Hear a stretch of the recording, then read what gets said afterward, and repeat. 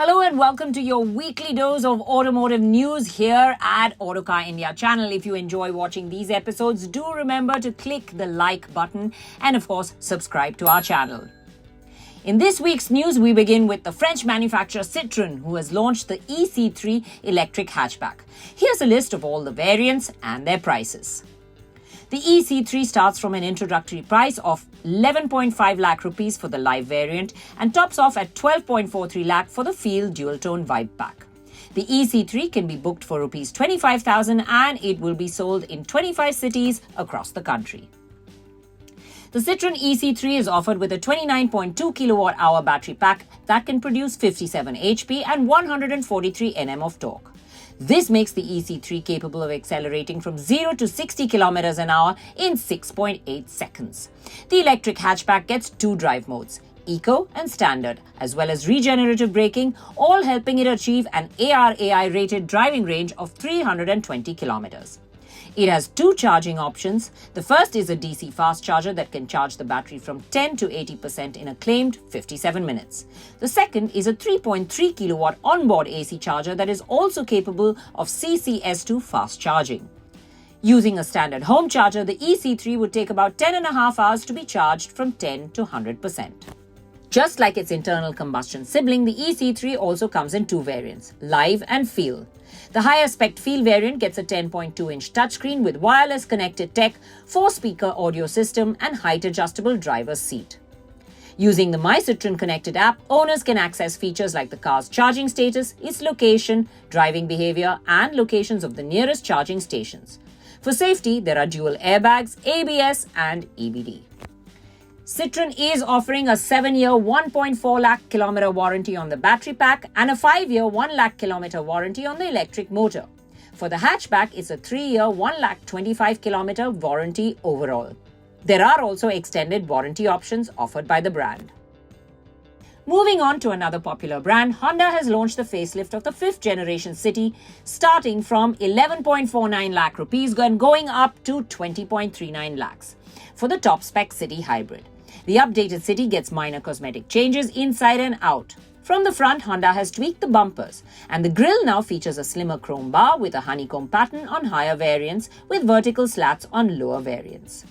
On the side, not much has changed except for a new design for the alloys. At the rear, the City facelift gets newly designed bumpers, and Honda has changed the positioning of the reflectors along with adding a spoiler on the trunk. Honda is also offering the new Obsidian Blue Pearl paint shade option with this update. Perhaps the biggest change in the facelift is the addition of new entry-level variants for the City. The naturally aspirated petrol variant sees the addition of SV trim, which only comes with manual transmission, and a V trim for the City Hybrid. The City facelift ditches the 1.5-litre diesel engine ahead of the upcoming Real Driving Emissions or RDE norms and is now only offered with a 1.5-litre naturally aspirated petrol engine making 121 HP paired to either a 6-speed manual or a CVT gearbox. And it also has a 126 HP Atkinson cycle 1.5-litre petrol hybrid paired to an eCVT transmission.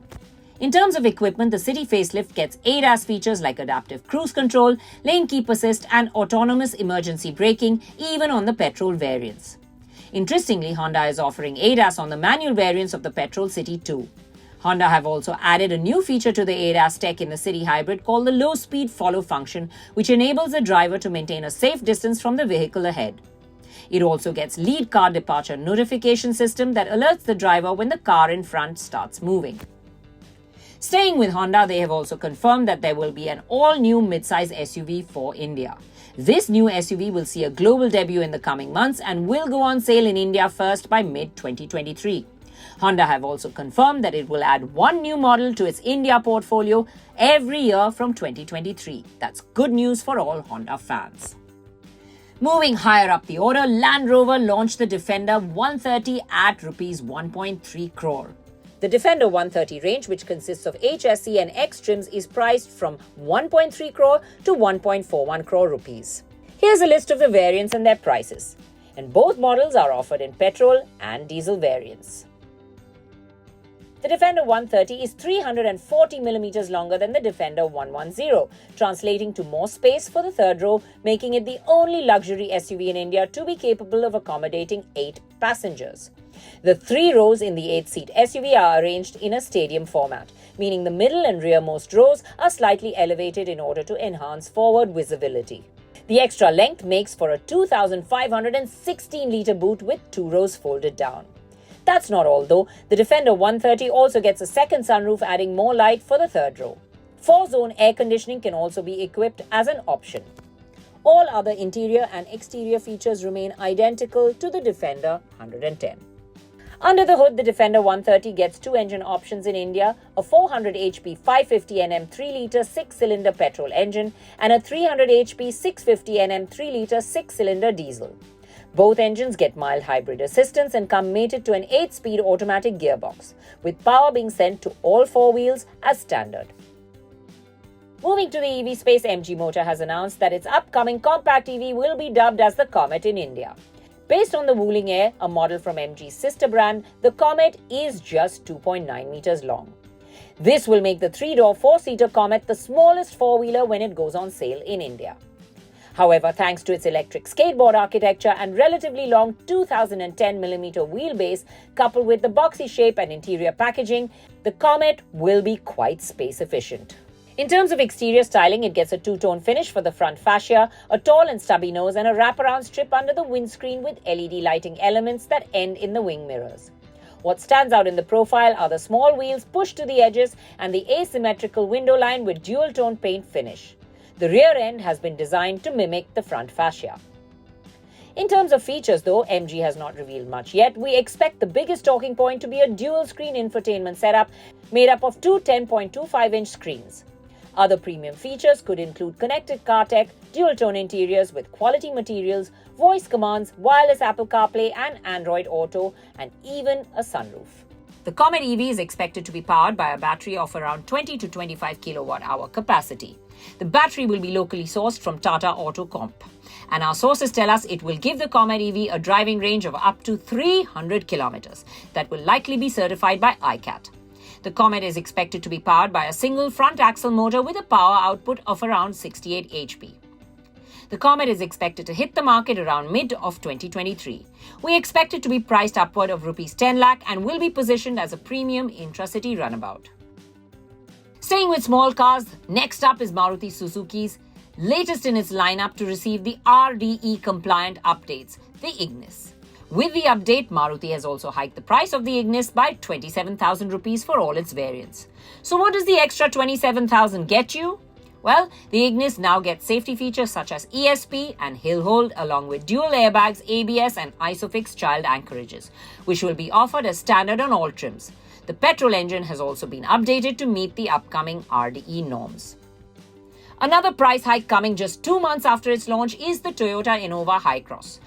Both 7 and 8-seater versions of the naturally aspirated petrol engine Innova Hycross have been given a hike of 25,000 rupees, whereas the strong hybrid powertrain variants see a price hike of 75,000 rupees. Along with the price hike, Toyota has also introduced a new VXO trim that sits between the VX and ZX trims. The VXO trim is priced at 26.73 lakh for the 7-seater and 26.78 lakh for the 8-seater configuration.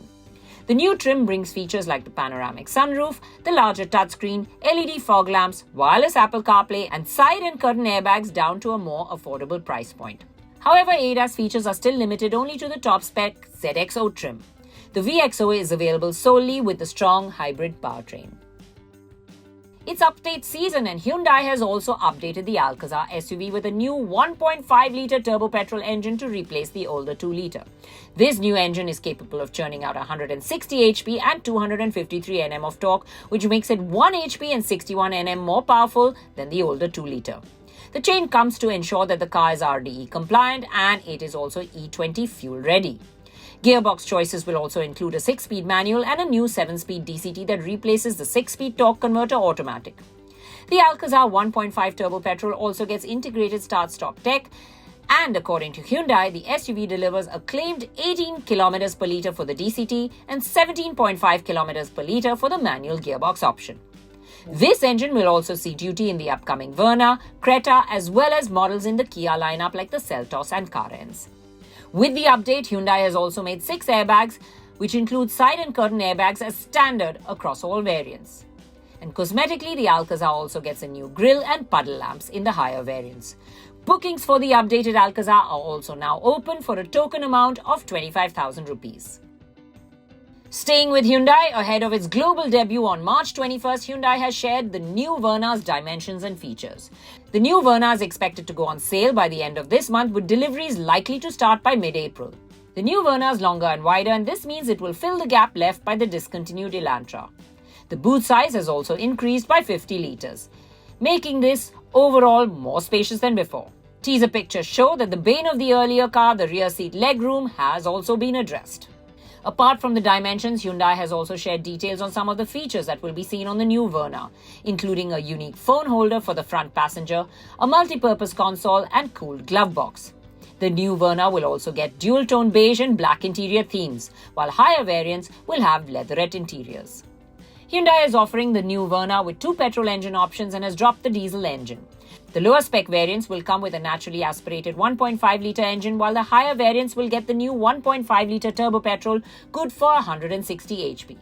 Gearbox choices include a 6-speed manual as standard for both engines, while a CVT and DCT are available as options for the 1.5 naturally aspirated and 1.5 turbo respectively.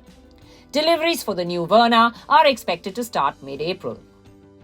Now let's move over to some bike news. Matter Energy has launched its first electric bike, the Aera, priced at Rs 1.44 lakh for the 5000 variant and Rs 1.54 lakh for the higher spec 5000 plus variant.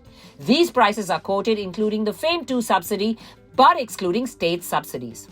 The Aera is offered in 2 variants for now, and it gets a liquid-cooled 5 kWh battery with a claimed 125 km real-world range. The liquid-cooled motor on the Aera is rated for a claimed peak power output of 10.5 kilowatts. The battery itself weighs approximately 40 kg, and the Aera e-bike tips the scales at roughly 180 kg.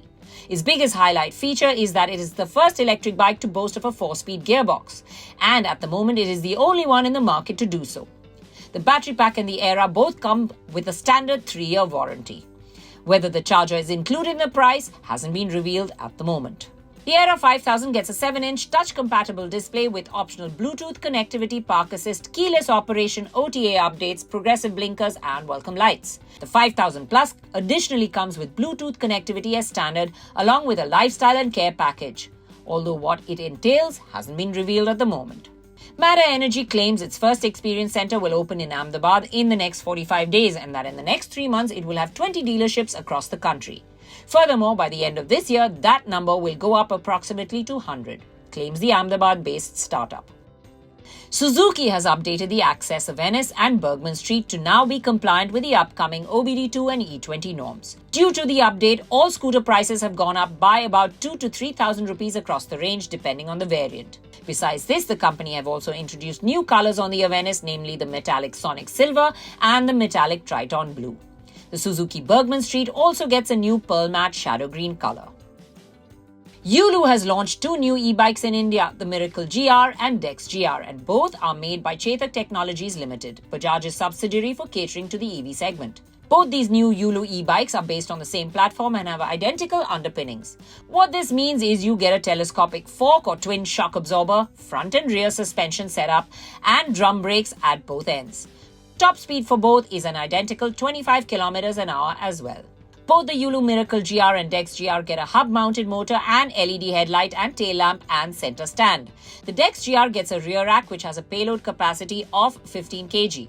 Dex scooters have already been on the road for a while now and can be seen wherever Yulu has its stations set up. Hyundai is gearing up to launch 2 new bikes in the Indian market in the form of the CB350 Cafe Racer, which will be launched as we are announcing this news, and a brand new 100cc bike on March 15th. The CB350 Cafe Racer has small bikini fairing and a solo seat setup, although what's conspicuous in its absence are clip-on bars.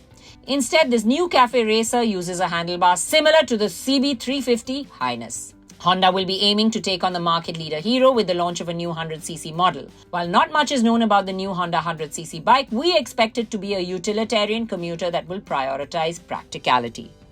Well, that's it from this week's news from the automotive world. Do stay tuned to the Autocar India channel, and of course, do remember to click on that subscribe button and put a like on this video.